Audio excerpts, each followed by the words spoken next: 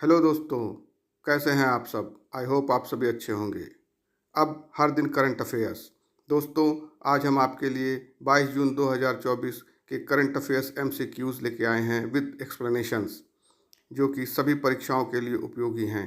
चाहे आप UP PCS, RO, ARO, UPSC, other exams किसी की भी तैयारी कर रहे हों, करंट अफेयर्स सभी में इम्पॉर्टेंट रोल निभाते हैं। तो दोस्तों, सीधे हम लोग प्रश्नों पर चलते हैं। प्रश्न है, हाल ही में भारत का राष्ट्रीय सुरक्षा सलाहकार किसे नियुक्त किया गया है? Who has been appointed as National Security Adviser of India recently? Options हैं A Ratan Chaudhary, B Vivek Shukla, C Ajit Doval या डी मनोज पांडे। तो दोस्तों, अभी हाल ही में अजीत डोभाल जी को भारत का राष्ट्रीय सुरक्षा सलाहकार तीसरी बार नियुक्त किया गया है। केंद्र सरकार ने 13 जून को पूर्व आईपीएस अधिकारी अजीत डोभाल को फिर से राष्ट्रीय सुरक्षा सलाहकार नियुक्त किया है। अजीत डोभाल तीसरी बार भारत के राष्ट्रीय सुरक्षा सलाहकार बनाए गए हैं। इसी के साथ यह पॉइंट भी आप ध्यान रखिएगा कि जो पूर्व आईएएस अधिकारी पीके मिश्रा जी हैं, इन्हें भारत के प्रधान सचिव के रूप में नियुक्त किया गया है। यह इम्पोर्टेंट है। अजीत डोभाल जन्म 20 जनवरी 1945। यह एक पूर्व जासूस और भारत के वर्तमान राष्ट्रीय सुरक्षा सलाहकार हैं। वह एक पूर्व इंटेलिजेंस ब्यूरो आईबी के प्रमुख और केरल कैडर के पूर्व भारतीय पुलिस सेवा के आईपीएस अधिकारी थे। खुफिया ब्यूरो के निदेशक श्री अजीत डोभाल प्रधानमंत्री के सबसे भरोसेमंद सहयोगियों में से एक हैं और यह राष्ट्रीय सुरक्षा सलाहकार 2014 से ही हैं। अशोक चक्र के बाद दूसरे सर्वोच्च वीरता पुरस्कार, जिसे कि कीर्ति चक्र कहा जाता है, यह इसे पाने वाले पहले पुरस्कर्मी थे। यह पॉइंट भी आप लोग याद रखिएगा। एनएसए क्या है? एनएसए के बारे में ज़रा सा देख लेते हैं। भारत का राष्ट्रीय सुरक्षा सलाहकार भारत की एक राष्ट्रीय सुरक्षा परिषद का वरिष्ठ अधिकारी होता है और राष्ट्रीय सुरक्षा नीति और अंतर्राष्ट्रीय मामलों पर भारत के प्रधानमंत्री का यह मुख्य सलाहकार होता है। राष्ट्रीय सुरक्षा सलाहकार भारत के वरीयता क्रम में 7वें स्थान पर होता है और उसे कैबिनेट मंत्री का दर्जा प्राप्त होता है। यह पद 1998 में 19 नवंबर 1998 को अटल बिहारी वाजपेयी के नेतृत्व वाली तत्कालीन सरकार ने बनाया था। प्रधानमंत्री के तत्कालीन प्रधान सचिव ब्रजेश मिश्रा को भारत का पहला राष्ट्रीय सुरक्षा सलाहकार नियुक्त किया गया था। यानी पहले जो राष्ट्रीय सुरक्षा सलाहकार थे वह ब्रजेश मिश्रा जी थे। यह पॉइंट नोट रखिएगा। प्रश्न है, विश्व मरुस्थलीकरण और सूखा निवारण दिवस कब मनाया जाता है? When is World Day to combat Desertification and Drought observed? Options हैं 18 जून, 20 जून, 17 जून या 16 जून। तो दोस्तों, विश्व मरुस्थलीकरण और सूखा निवारण दिवस जो है वो 17 जून 2024 को मनाया गया और 17 जून को ही यह मनाया जाता है। विश्व मरुस्थलीकरण एवं सूखा निवारण दिवस प्रत्येक वर्ष 17 जून को मनाया जाता है। इस वर्ष की जो थीम थी वह थी भूमि के लिए एकजुट, हमारी विरासत हमारा भविष्य। Means united for the land, our heritage, our future. इसका उद्देश्य मरुस्थलीकरण और सूखे की उपस्थिति के बारे में जागरूकता बढ़ाना, मरुस्थलीकरण को रोकने और सूखे से उबरने के तरीकों पर प्रकाश डालना है। विश्व मरुस्थलीकरण की घोषणा संयुक्त राष्ट्र द्वारा 17 जून 1994 को विश्व मरुस्थलीकरण एवं सूखा निवारण दिवस के रूप में की गई। पहला विश्व मरुस्थलीकरण या सूखा निवारण दिवस जो है 1995 में मनाया गया। United Nation Convention to combat Desertification यानी UNCCD, ये क्या है जरा इसको देख लेते हैं। मरुस्थलीकरण और सूखे की चुनौतियों से निपटने के लिए 1994 में संयुक्त राष्ट्र महासभा द्वारा संयुक्त राष्ट्र convention to combat desertification UNCCD की स्थापना की गई थी। यानी यूएनसीसीडी की स्थापना जो है वो यूनाइटेड नेशंस द्वारा की गई है। यह एकमात्र कानूनी रूप से बाध्यकारी अंतर्राष्ट्रीय समझौता है जो पर्यावरण और विकास के को स्थायी और भूमि प्रबंधन से जोड़ता है। यूएनसीसीडी का उद्देश्य क्या है? वैश्विक कार्रवाई को संगठित करना और मरुस्थलीकरण से निपटने और सूखे के प्रभाव को कम करने के लिए राष्ट्रीय कार्य योजना विकसित करने में यह साथी देशों को समर्थन करता है। अगला प्रश्न है, हाल ही में वैज्ञानिक श्रीनिवास हेगड़े का निधन हो गया। वह कौन से चंद्रयान मिशन के निदेशक थे? Recently, scientist Srinivas Hegde had passed away. He was the director from which Chandrayaan mission? Options हैं चंद्रयान 1, चंद्रयान 2, चंद्रयान 3 या चंद्रयान 4। तो दोस्तों श्रीनिवास हेगड़े जो हैं वह चंद्रयान 1 के मिशन डायरेक्टर के तौर पर कार्यरत थे, जिनका अभी हाल ही में निधन हो गया है।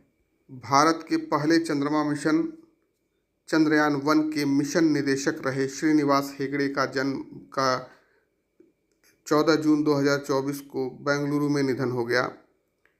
ये 1998 से लेकर 2004 तक इसरो के वैज्ञानिक रहे। यह भारत के चंद्रयान मिशन के निदेशक थे।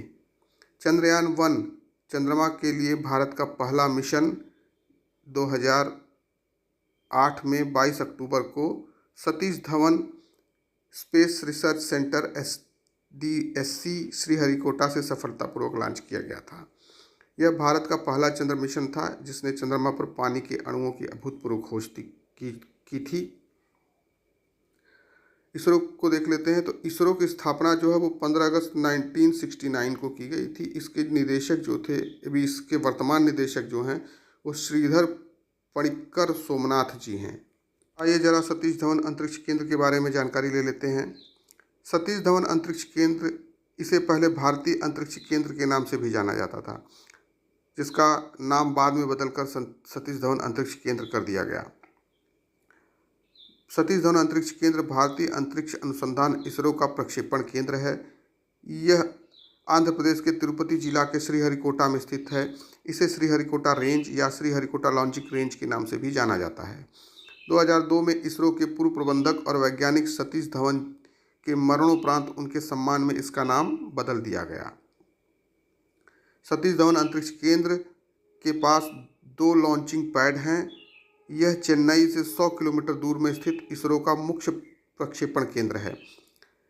SDSC शार में उपग्रह को निम्न पृथ्वी कक्षा, ध्रुवीय कक्षा और भूस्थिर स्थानांतरण कक्षा में प्रक्षेपित करने के लिए यह बुनियादी ढांचा है। यानी इस सेटअप के पास पृथ्वी में जो भी मिसाइल हम अंतरिक्ष में लॉन्च करते हैं उसको हम 3 कक्षाओं में पृथ्वी के भेज सकते हैं। पहला है पृथ्वी की निम्न पृथ्वी कक्षा, दूसरा ध्रुवीय कक्षा और तीसरा भूस्थिर स्थानांतरण कक्षा।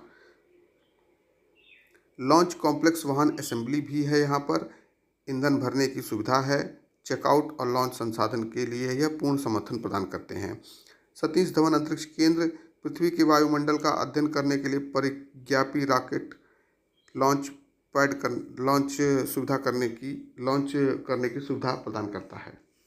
अगला प्रश्न है, हाल ही में खीर भवानी मेला किस राज्य में आयोजित किया गया? Recently Kheer Bhawani fair was held in which state? Options हैं, option A Uttar Pradesh, option B Ladakh, option C Jammu Kashmir and option D Kerala. तो दोस्तों खीर भवानी मेला जो है यह भारत के जम्मू और कश्मीर राज्य में मनाया जाता है। इसका उत्तर जो है ऑप्शन सी है। हाल ही में जम्मू कश्मीर के गांदरबल जिले के तुलमुल्ला में खीर भवानी मंदिर में खीर भवानी मेले का आयोजन किया गया। खीर भवानी मेला, जिसे खीर भवानी यात्रा के नाम से भी जाना जाता है, जम्मू और कश्मीर के तुल्ला मुल्ला गांव के माता खीर भवानी मंदिर में आयोजित होने वाला यह एक वार्षिक उत्सव है। माता खीर भवानी उत्सव मुख्य रूप से जम्मू और कश्मीर में कश्मीरी पंडितों द्वारा मनाया जाता है। यह ज्येष्ठ माह जून जुलाई में शुक्ल पक्ष या जिसे चंद्रमा के बढ़ते चरण जब रहता है उस समय यह अष्टमी के दिन मनाया जाता है। इस मंदिर को रागन्या भगवती का मंदिर भी कहा जाता है। यहाँ एक अनोखी परंपरा के लिए भी जाना जाता है, पवित्र झरना जिसका पानी अपना रंग बदलता है। यानी यहाँ पर एक झरना है जिसका पानी जो है वो अपना रंग बदलता रहता है। इस अवसर पर रागन्या देवी को समर्पित भजन गाए जाते हैं और लोग देवी को खीर चढ़ाते हैं।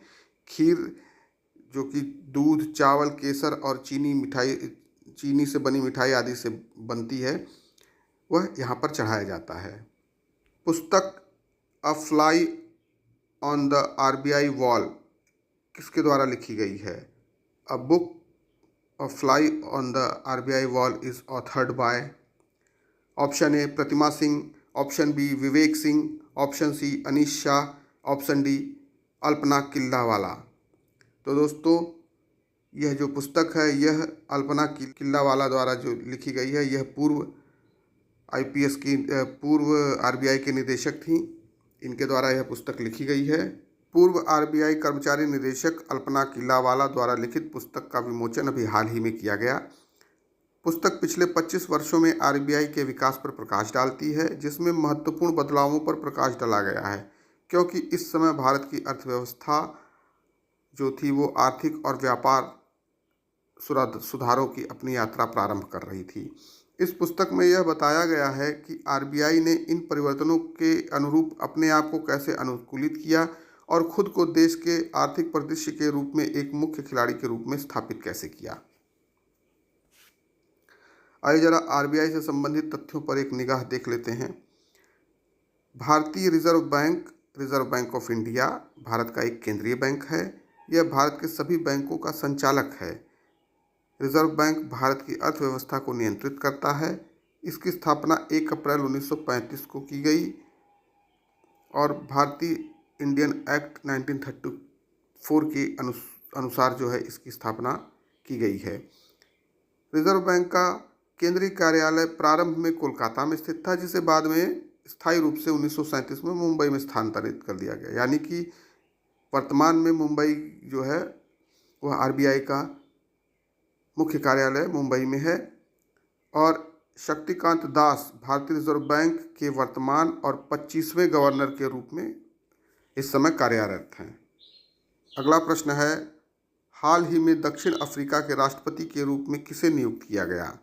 Recently who has been appointed as the president of South Africa? Options हैं Jacob Zuma, Christed Metalente, Cyril Ramaphosa या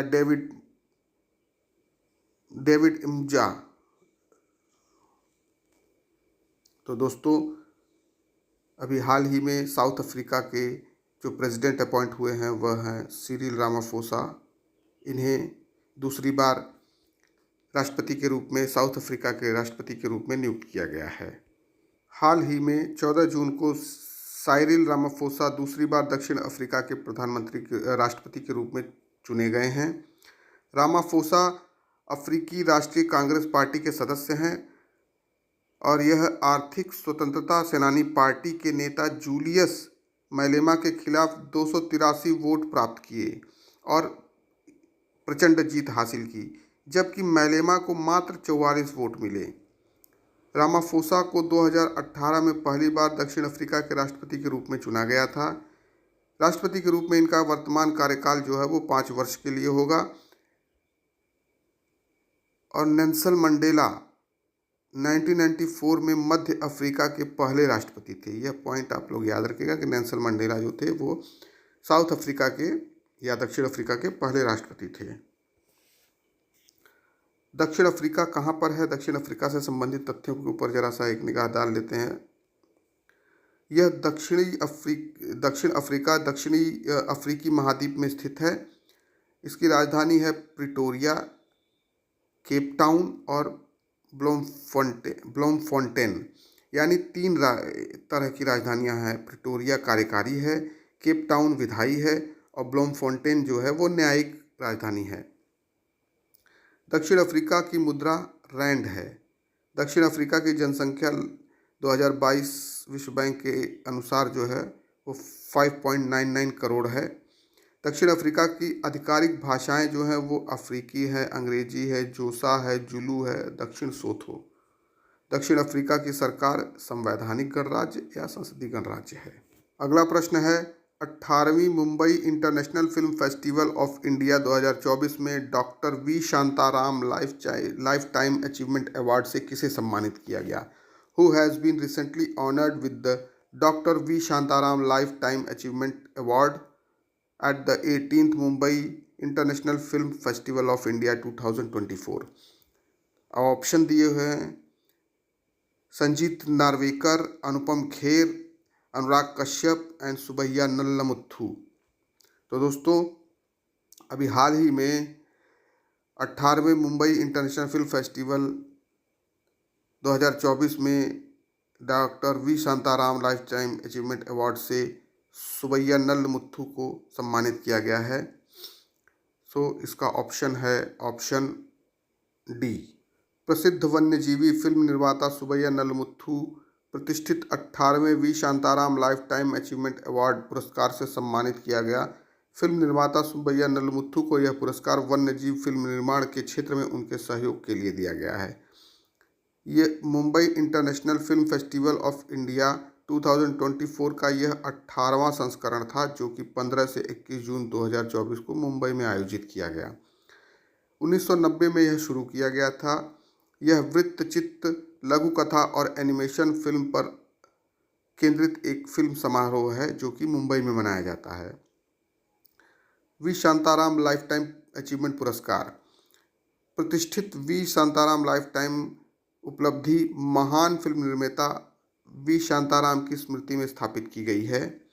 यह पुरस्कार 1990 में केंद्रीय सूचना और प्रसारण मंत्रालय द्वारा स्थापित किया गया था। यह पुरस्कार मुंबई अंतर्राष्ट्रीय फिल्म महोत्सव में दिया जाता है। यह पुरस्कार उस फिल्म निर्माता को दिया जाता है जिसने वृत्तचित्र फिल्मों में महत्वपूर्ण योगदान दिया होता है। यह पुरस्कार पाने वाले पहले व्यक्ति जो थे 1990 में एजरा मीर थे। V Shantaram lifetime achievement पुरस्कार में एक प्रशस्ति पत्र दिया जाता है, एक ट्रॉफी दी जाती है, 10 लाख रुपए का नगद पुरस्कार दिया जाता है। अगला प्रश्न है, भारत के किस संग्रहालय को यूनेस्को प्रिक्स वर्सेल्स संग्रहालय 2024 के लिए चुना गया है? Which museum of India has been selected for Deccan prix Versailles museum 2024? Options हैं, naval aviation museum Goa, Smriti Van earthquake memorial museum Bhuj, Indira Gandhi museum Bhopal या prime minister museum New Delhi. तो दोस्तों, अभी हाल ही में जो यूनेस्को द्वारा जो प्रिक्स वर्सेल्स संग्रहालय 2024 का जो पुरस्कार है, उसके लिए जो है स्मृति वन भूकंप स्मारक संग्रहालय जो कि भुज में स्थापित है, उसे नामित किया गया है। Option B is the right answer. Gujarat के स्मृति वन संग्रहालय को यूनेस्को के प्रतिष्ठित प्रिक्स वर्सेल्स पुरस्कार 2024 के लिए चुना गया है। भूकंप स्मारक संग्रहालय को यूनेस्को द्वारा प्रतिवर्ष घोषित वास्तुकला या डिजाइन के क्षेत्र में प्रतिष्ठित प्रिक्स वर्सेल्स पुरस्कार के तहत दुनिया के 7 सबसे खूबसूरत संग्रहालयों की सूची में रखा गया है। यानी कि इस प्रतिष्ठित प्रिक्स वर्सेल्स पुरस्कार में जो है 7 संग्रहालयों को चुना गया है, जिसमें कि जो है गुजरात के जो स्मृति वन संग्रहालय है वह तीसरे नंबर पर रखा गया है। इससे पहले जो है वह चेंगड़ू में एकला संग्रहालय जो कि चीन में है, और मिस्र के गीज़ा में भव्य मिस्री संग्रहालय है।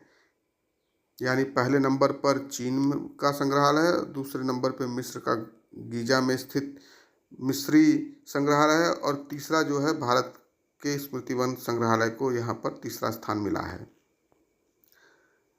स्मृति वन संग्रहालय से संबंधित जरा सा कुछ तथ्यों पर एक निगाह दौड़ा लेते हैं।